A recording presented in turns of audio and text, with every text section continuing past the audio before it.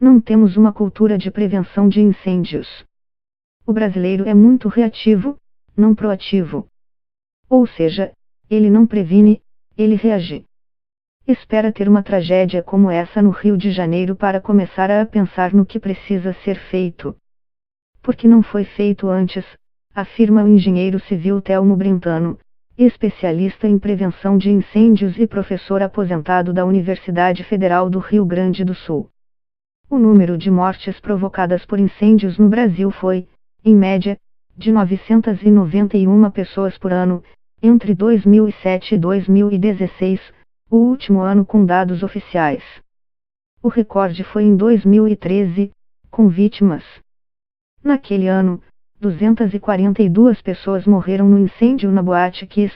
No Rio Grande do Sul temos uma quantidade altíssima de incêndios por vários motivos, mas que começa com a falta de consciência da população, das autoridades, das empresas, do governo, das pessoas em geral, afirma o engenheiro José Carlos Tomina, superintendente do Comitê Brasileiro de Segurança contra Incêndio da Associação Brasileira de Normas Técnicas, ABNT.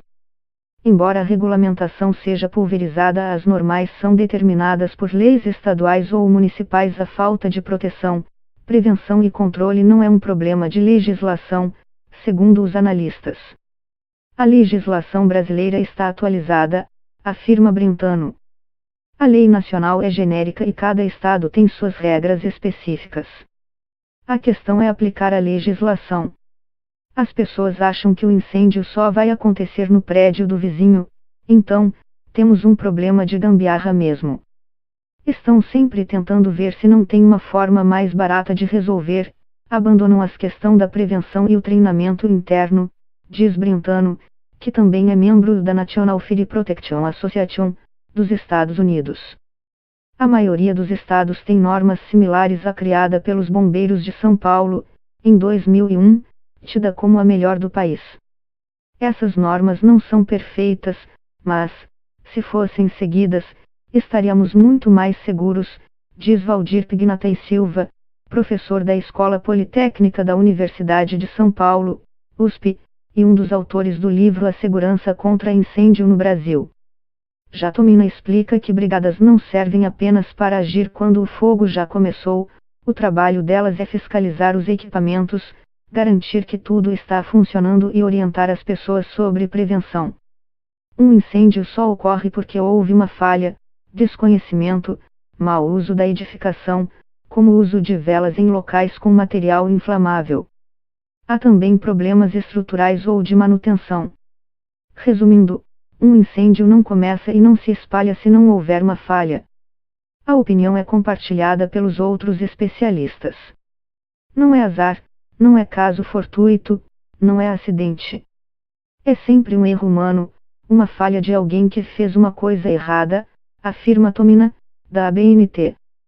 Rosaria Ono, professora da Faculdade de Arquitetura e Urbanismo da USP, aponta que as edificações brasileiras não são pensadas para evitar que o fogo comece.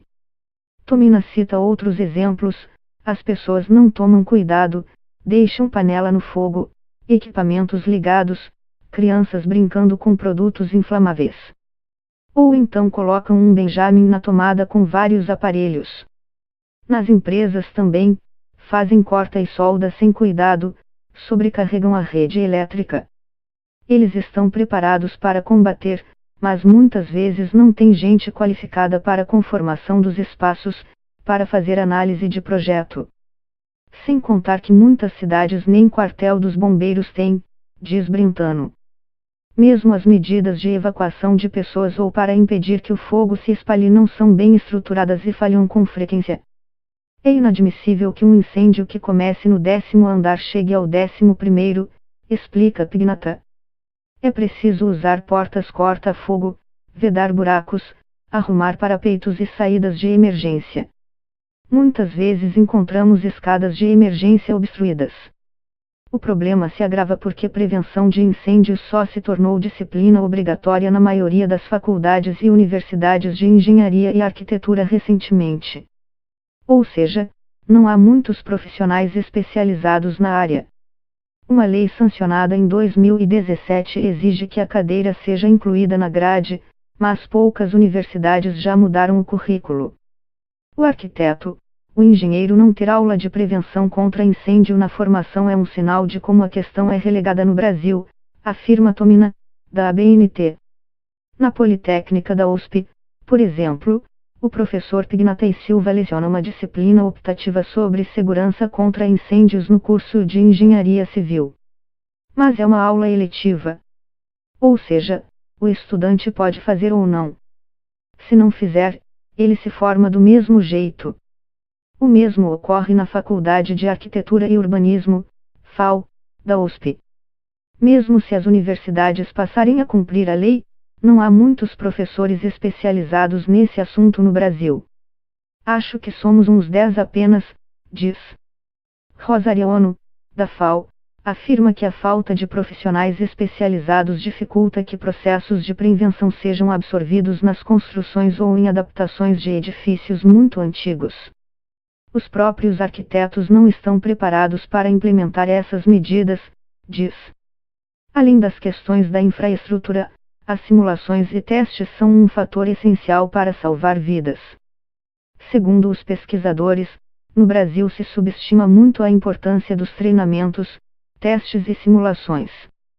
Mesmo que você tenha os equipamentos em ordem, não adianta se não tiver alguém que saiba usar, afirma Brentano.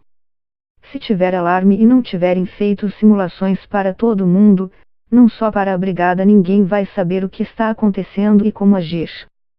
Para escolas de primeiro e segundo grau, exigimos uma série de instalações monumentais, caríssimas, que vão ficar paradas 10 anos e ninguém vai saber usar. Segundo Brentano, desde que haja treinamentos e testes de incêndio com frequência, a infraestrutura necessária é muito mais simples. É preciso sinalização, iluminação, sistemas simples de detecção e alarmes, saídas de emergência adequadas.